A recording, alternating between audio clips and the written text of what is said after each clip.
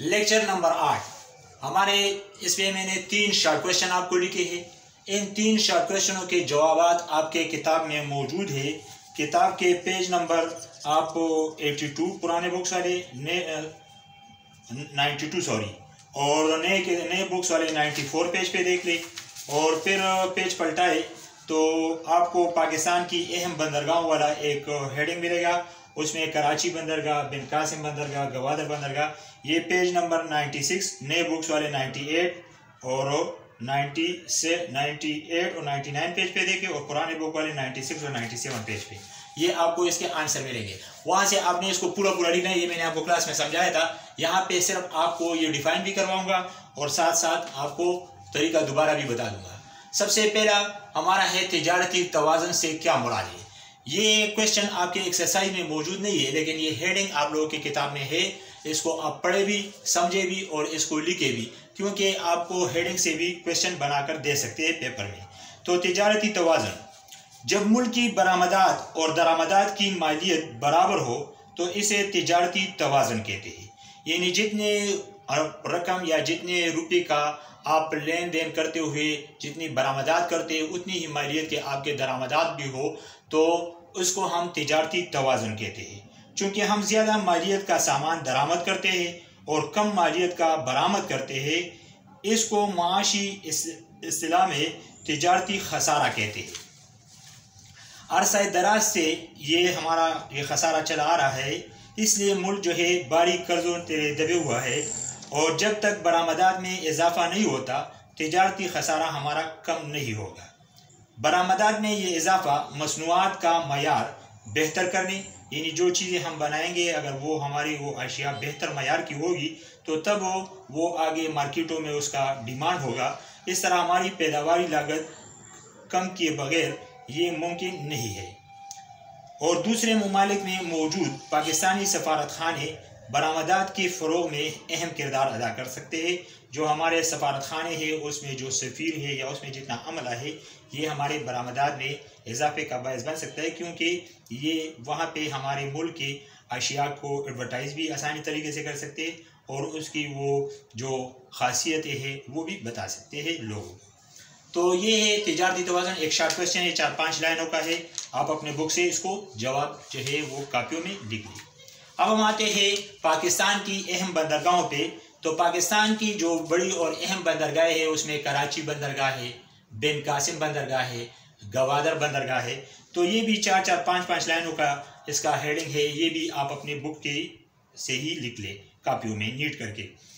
कराची बंदरगाह ये पाकिस्तान के जुनूब में बहीर अरब है। आपको सबको मालूम है कि पाकिस्तान का जो साहिल समंदर है और ये साहिल समंदर किस चीज़ का है, ये बहीर अरब का है जो बहर हिंद का शिमाली हिस्सा है। बहर और बहीरे में फ़र्क आपको मैंने क्लास में भी समझाया था, एक बार फिर भी सुन ले। बहर जो है ये पानी का बहुत बड़ा हिस्सा होता है, इसको इंग्लिश में ओशन कहा जाता है, जबकि बहीरा ये उससे कम लेवल का होता है जिसको हम आम रूटीन में दोनों को उर्दू में समंदर कहा जाता है, लेकिन ये बहर और बहीरे में आपको फ़र्क आएगा। एक को हम सी कहते हैं और एक को हम ओशन कहते हैं। तो सी जो है ये बहीरा है और ओशन जो है ये बहुत बड़ा समंदर या बहर जिसको हम कहते हैं। तो ये बहीर अरब खुद बहर हिंद का एक हिस्सा है। ये बैन अल-अक़वामी तिजारत की वजह से हमेशा खसूसी तवज्जो का मरकज़ रहा है। बहीर अरब के किनारे कराची की अहम बंदरगाह है जो बैन अल-अक़वामी बहरी और फ़िज़ाई रास्तों पर वाक़या होने की वजह से यूरोपी, एशियाई और अफ्रीकी ममालिक के दरमियान रवाबित में अहम किरदार अदा करती है। हमारे मुल्क के बेशतर तिजारत कराची की बंदरगाह से होती है। इससे न सिर्फ हमारे मुल्क की बल्कि हमारे मुल्क के अलावा अफ़गानिस्तान और वस्ती एशियाई ममालिक जो सेंट्रल एशियन कंट्री है जिसका मैं आपको बता चुका हूँ, ये उज़्बेकिस्तान, ताजिकिस्तान, तुर्कमानिस्तान, कज़ाकिस्तान वगैरह, ये वस्ती एशियाई ममालिक है। इन ममालिक की अपनी बंदरगाहें नहीं है, इसलिए ये हमारे पाकिस्तानी बंदरगाहों का इस्तेमाल करते हैं। इनका जितना भी दरामदात और बरामदात होते हैं वो हमारी बंदरगाहों से होता है। अगला है बिन कासिम बंदरगाह। कराची में स्टील मिल की तामीर और मुल्क में बढ़ती हुई तिजारती सरगर्मियों के पेश नज़र एक नई बंदरगाह बिन कासिम के नाम से कराची से 35 किलोमीटर, कितने किलोमीटर, 35 किलोमीटर मगरिब की तरफ तामीर किया गया है। ये 35 किलोमीटर जो है इसको हाईलाइट भी कर ले, क्योंकि ये आपका शॉर्ट उसमें एमसीक्यूज में आ सकता है। अगला है गवादर बंदरगाह। बलूचिस्तान के साहिल पर गवादर के मुकाम पर एक नई बंदरगाह चीन की मदद से तामीर हुई है। इस बंदरगाह से पाकिस्तान की बैनुल-अक़वामी तिजारत पर मस्बत असर पड़ा है और तिजारत को फ़रोग़ इससे मिलेगा इंशाल्लाह। इसके अलावा पाकिस्तान में छोटी बंदरगाहें हैं और वो बंदरगाहें जो है वो सिर्फ ये मछलियाँ पकड़ने वाली जिसको हम माहीगीर कहते हैं, ये इनके अहम बंदरगाहें हैं। इस पर सिर्फ ये मछलियों का कारोबार होता है। तो इसमें माड़ा, पसनी और जीवानी ये छोटी छोटी बंदरगाहें हैं। ये बंदरगाहें माहीगीरी के अहम मराकज़ हैं। इन बंदरगाहों पर ज़्यादातर मछलियों की तिजारत ही होती है। नेक्स्ट है हमारे पास खुशगोदियाँ, जिसको हम ड्राई पोर्ट्स कहते हैं। सवाल है खुशगोदियाँ किसे कहते हैं, ठीक है जी। तो ये भी आपका एक शॉर्ट क्वेश्चन हो सकता है। अंदरूनी मुल्क सामान की जो तरसील है, इसमें खुशगोदी की अहमियत से इनकार नहीं किया जा सकता। तिजारती सामान बंदरगाहों से कंटेनर के ज़रिए खुशगोदियों में लाया जाता है, जो कि तिजारत में अहम किरदार अदा करती है।